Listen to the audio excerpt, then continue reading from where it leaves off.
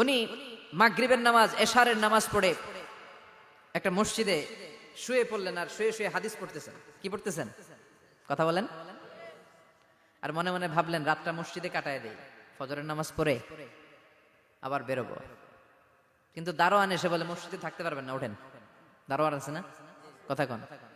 আহমদ ইবনে হাম্বল বললেন, আমি শুধু রাতটা থাকতে চাই, আমি তো ফজরেরও মুসল্লি, ফজর নামাজ পড়বো তো এই মসজিদে, আমার থাকতে দাও। দারোয়ান তো দেয় না, কেন? মসজিদে থাকার জায়গা না, জান মিয়া। উনি যে আহমদ ইবনে হাম্বল এটা চিনে নাই, থাকতে দেয় না। কি করবে এখন? উনি কাঁথা গুছিয়ে হাদিসের কিতাব নিয়ে কাঁধের মধ্যে ব্যাগ নিয়ে মসজিদ থেকে বের হয়ে গেলেন। কি আর করবেন, প্রচন্ড শীত, আর কাঁপতেছেন, বুড়ো মানুষ। পথিমধ্যে দেখলেন বাজার।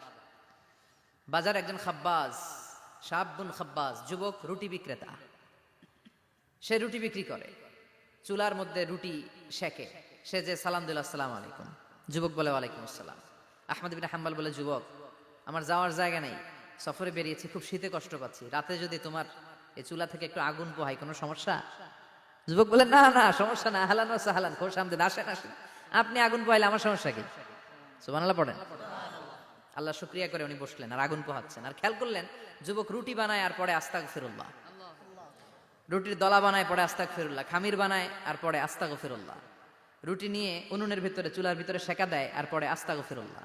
দোকানদারের কাছে কেউ আসলেই সে রুটি দেয় আর পরে আস্তাগফিরুল্লাহ। ক্রেতার কাছ থেকে টাকা নিয়ে ক্যাশ বক্সে রাখে আর কি পড়ে? আবার রুটি বানানো শুরু করে আর কি পড়ে? খালি এটাই পড়তেছে। ইমাম আহমদ ইবনে হাম্বল তো অবাক, কিরে এটা আবার কেমন যুবক, খালি আস্তাগফিরুল্লাহ। উনি প্রশ্ন করলেন, যুবক ঘটনা কি? আসার পর থেকেই তোমার দেখতেছি তুমি রুটি বানাও, রুটি বিক্রি করো আর পড়ো আস্তাগফিরুল্লাহ, মালাকা ইয়া শাবাব। যুবক বলে, আস্তাগফিরুল্লাহ আমার সবচেয়ে বেশি পছন্দের আমল, আমি সব সময় আঠার মতে ইস্তেগফারের সাথে লেগে থাকি আর সব সময় পড়তে থাকি আস্তাগফিরুল্লাহ, আর এর বদৌলতে আল্লাহ আমারে মুস্তাজাবুদ দাওয়া বানিয়ে দিয়েছে। আহমদ ইবনে হাম্বল তো অবাক, আনতা মুস্তাজাবুদ দাওয়া, তুমি মুস্তাজাবুদ দাওয়া, রুটিওয়ালা? আমি এত বছর হাদিস পড়াই, আমিও তো মুস্তাজাবুদ দাওয়া না, আর তুমি রুটি বেচো বাজারে, তুমি মুস্তাজাবুদ দাওয়া, তুমি দোয়া করলেই সব কবুল হয়ে যায়? যুবক বলে, না আনা মুস্তাজাবুদ দাওয়া, আমি আমার জীবনে যত দোয়া করেছি কবুল করে নিয়েছে কে? সব দোয়া কবুল করে নিয়েছে আল্লাহ, একটা দোয়া ছাড়া। কয়টা? আহমদ ইবনে হাম্বলের কৌতূহল, কিউরিয়াসিটি আরো বেড়ে গেল। কি? সব দোয়া কবুল হয়েছে, একটা দোয়া ছাড়া? মাযালিকা দোয়া ইয়া শাব, কি সেই দোয়া?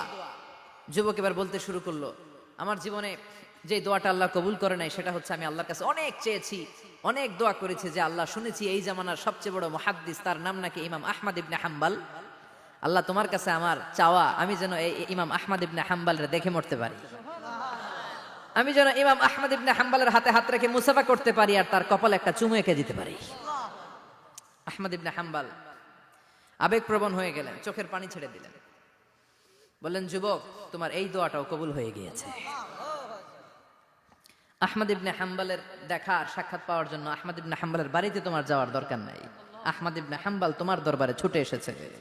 আনা আহমদ ইবনে হাম্বল মুহাদ্দিসুদ দাহর, আমি নিজেই আহমদ ইবনে হাম্বল। যুবক চোখের পানি ছেড়ে দেয়, আহমদ ইবনে হাম্বল চোখের পানি ছেড়ে দেয়। যুবক চিৎকার মেরে ইমাম আহমদ ইবনে হাম্বলকে জড়িয়ে ধরে, হাতে হাত রেখে মুসাফা করে, কপালের মধ্যে চুমু খায় আর আল্লাহর শুকরিয়া করে বলে, ও ইমাম, আসলে এই দোয়াটাও আল্লাহ আজকে কবুল করে নিল।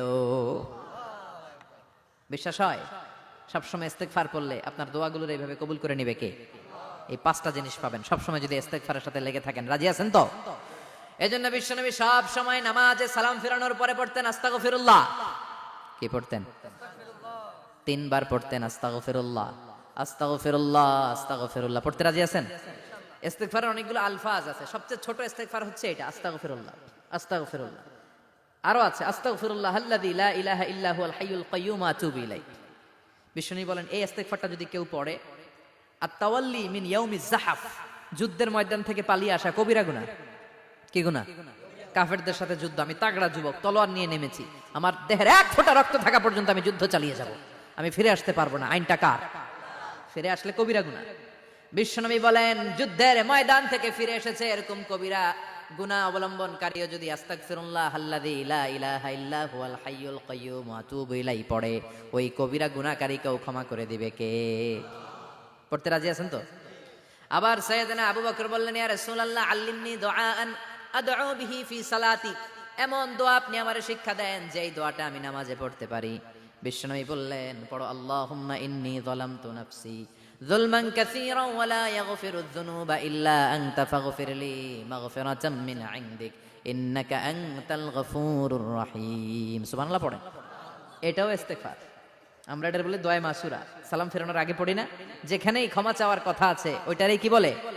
ইস্তেগফার। আল্লাহুম্মা ইন্নী যালামতু নাফসি, আল্লাহ জুলুম করেছি, যুলমান কাসীরা, অনেক জুলুম। ওয়ালা ইয়াগফিরুয যুনুবা ইল্লা আনতা, তুমি ছাড়া এই গুনাহ ক্ষমা করার তো কেউ নাই। ফাগফিরলি মাগফিরাতাম মিন ইনদিক, তোমার দয়ায় আমারে ক্ষমা করে দাও।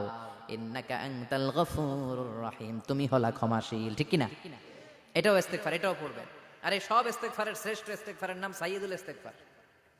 যত ইস্তেগফার হতে পারে এর মধ্যে সবচেয়ে শ্রেষ্ঠতম ইস্তেগফার নাম কি? কথা কন। বুখারীর বর্ণনা, শাদ্দাদ ইবনে আউস রাদিয়াল্লাহু তাআলা আনহু বর্ণনা করেন, এই সাইয়্যিদুল ইস্তেগফার দিনের বেলা যে পড়বে ওই দিনে মারা গেলে সে জান্নাতি। এই সাইয়্যিদুল ইস্তেগফার রাতের বেলা যে পড়বে ওই রাতে যদি ইন্তেকাল হয় ওই লোকটা জান্নাতি। মুখস্থ আছে না? কার কার মুখস্থ? হাত তুলেন। মাশাআল্লাহ, তাবারাকাল্লাহ, মাশাআল্লাহ, মাশাআল্লাহ।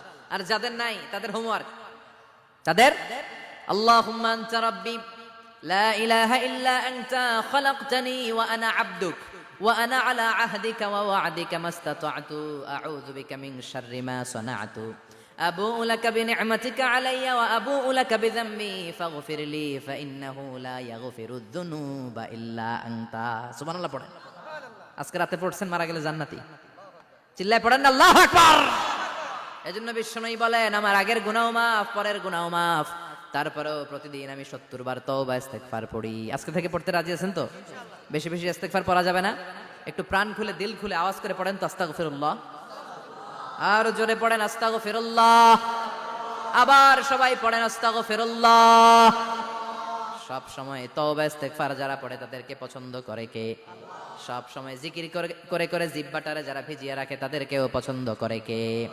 আল্লাহ বলেন, ওয়াজকুর রাব্বাকা ফি নাফসিকা তাদাররুআন ওয়া খীফাতান ওয়া দুনাল জাহরি মিনাল কওলি বিল গুদুবি ওয়াল আসাল ওয়া লা তাকুম মিনাল গাফিলিন। সুবহানাল্লাহ পড়েন। আল্লাহ বলেন, ওয়াজকুর রাব্বাকা ফি নাফসিক, আল্লাহরে মনে মনে ডাকো। তাদাররুআন ওয়া খীফা, আল্লাহর জিকির করতে আল্লাহ বলেছেন ফি নাফসিক। বুঝতেছেন অর্থ? ফি নাফসিকা, মনে মনে আল্লাহর জিকিরটা করো। তাদাররুআ ওয়া খীফা, তাদাররুআ মানে বিনয়ের সাথে, with full of humility, submission and humbleness. বিনয়ের সাথে আল্লাহর ডাকো। ওয়া খীফা, গোপনে গোপনে ডাকো।